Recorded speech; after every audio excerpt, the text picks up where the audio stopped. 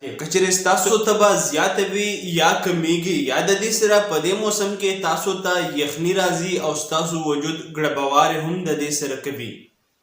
او کله چې دا تبه تیر شي نو ستاسو په وجود باندې خوله ډېره زیاته راځي یا ستاسو سر ډېر زیات درد کوي یا ستاسو چې څومره وجود دی هغه درد کوي او خاص کر کې ستاسو چې کوم نري غړي دي هغه ډېر زیات خوږیږي او د دې سره ستاسو خوراک ته هم زړه نه کیږي نو دا علامات د ملیریا بیمارۍ علامات دي او که چیرې چاته ملیریا بیمارۍ راځي نو د هغې نه وړاندې که چیرې انسان دا احتیاط وکړي نو هغه ترېنه بچ کیدی شي چې د ټولو نه اول کله هم تاسو سملی نو په ځان باندې جال خامخا لګوي دویم دا که چیرې ستاسو په کور کې اوبه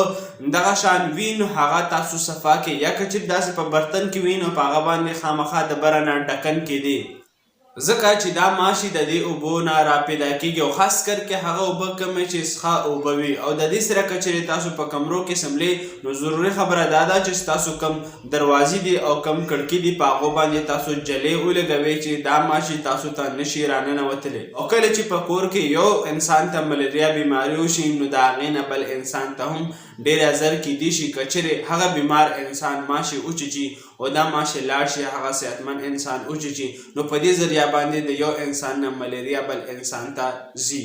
نو د بیمارو نه ځان بچ کېدو دپاره د ټولو نه اول د علاج نه ضروري مخکې احتیاط دی که چیرې احتیاط وي نو ستاسو صحت به صحتمند وي دغه شان ستاسو د صحت په اړه هم میډیکل معلوماتو دپاره زموږ سره اوسئ او که چیرې ستاسو وجود ډېر زیات ستړی ستومانه تکاوټ محسوسوي او ستاسو ټسټیرون ډېر کم وي نو د هغې دپاره خالص علاجي زموږ سره شته چې هغه تاسو زموږ نه په وټساپ باندې اډر کولی شئ شکریه الله حافظ